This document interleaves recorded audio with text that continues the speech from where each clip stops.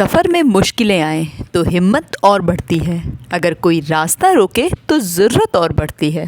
अगर बिकने पर आ जाओ तो घट जाता है दाम अक्सर, और ना बिकने का इरादा हो तो कीमत और बढ़ती है। एक बार एक बेहद परेशान व्यक्ति एक गुरुजी के पास जाता है। उसके चेहरे पर परेशानियां और माथे पर शिकन आसानी से देखा जा सकता था। वो गुरुदेव से कहता है कि गुरुदेव, मैं अपने आप से, अपनी परिस्थितियों से बहुत परेशान रहता हूँ। मैंने सुना है कि इंसान के अंदर इतनी शक्ति होती है कि वो अपनी किसी भी परिस्थिति को आसानी से बदल सकता है, पर मैं ये जानना चाहता हूँ कि वो कौन से तरीके हैं जिससे मैं अपने जीवन में इसे उतार सकूं। गुरुदेव ने उस व्यक्ति को 2 मेंढकों की कहानी सुनाई। कहा कि एक रात 2 मेंढक भाई दूध की डेयरी में गलती से घुस गए और जाकर मलाई की गहरी बाल्टी में गिर पड़े। उन दोनों को लगने लगा था कि अब तो इस बाल्टी से वो कभी भी बाहर नहीं आ पाएंगे।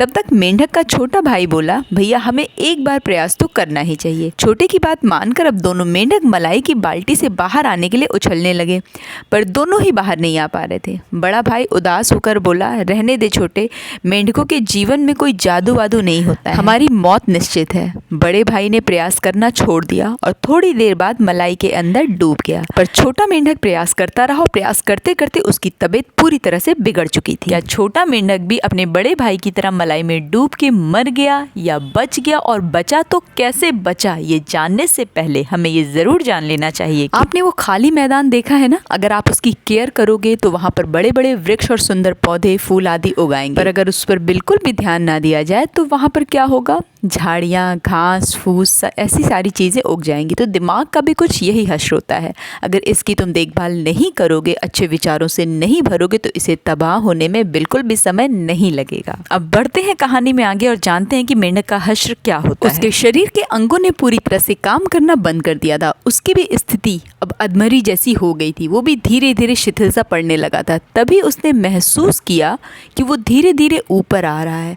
असल में पूरी रात मलाई में कूदते कूदते मक्खन अलग होकर ऊपर हो गया था। मेंढक झट से मक्खन पर बैठा और कूदकर बाल्टी के बाहर छलांग मारी। तभी बगल में बैठे युवक ने स्वामी जी से पूछा कि मेरा तो पढ़ाई में मन बिल्कुल भी नहीं लगता है, पढ़ने बैठता हूँ तो मन 10 तरफ भागता है, मैं ऐसा क्या करूँ कि मैं एक उत्कृष्ट विद्यार्थी बन सकूँ। स्वामी जी ने युवक को एक मटका दिया और बोले कि पास में जो कुआं है ना, वहां से जाओ और पानी भर कर ले आओ, तब तक मैं तुम्हारी समस्या का समाधान सोचता हूँ। युवक ने जैसे ही मटका कुएं से भरा तो देखा कि मटके में ढेर सारे छोटे छोटे छेद हैं जिसमें से पानी बह रहा है। युवक थोड़ा अचंभित हुआ, फिर सोचा कि छेद जो है वो छोटे छोटे हैं, ऐसा करता हूँ कि जल्दी से उसमें पानी भर के स्वामी जी के पास पहुंचा देता, तब तक सारा पानी नहीं गिर पाएगा। उसने ऐसा ही किया, लेकिन जब तक वो स्वामी जी के पास गया मटका पूरी तरह से खाली हो चुका था। ये तुम्हारा मन भी इसी मटके की तरह से है जिसमें ढेर सारे छोटे छोटे छेद हो रखे, जो कई चीजों के बारे में एक साथ सोचता रहता है। दिन भर तुम्हारा मन विचारों से घिरा रहता है, इधर उधर भटकता है, जिससे तुम्हारी मानसिक ऊर्जा नष्ट हो रही है और तुम पढ़ाई नहीं कर पा रहे हो। तुम्हें अपने मन के छेदों को भरने के लिए तुम्हें अभ्यास की जरूरत है। अभ्यास से अपने मन के छेदों को बंद करना शुरू करो। कामयाब होने के लिए, सफल होने के लिए रोज अपने मन से लड़ना पड़ता है। स्वामी जी ने कहा कि सफल होने का पहला नियम है अनुशासित रहना, फोकस्ड रहना। लेकिन आपने देखा होगा कि ढेर सारे लोग फोकस्ड और डिसिप्लिन रहने के बावजूद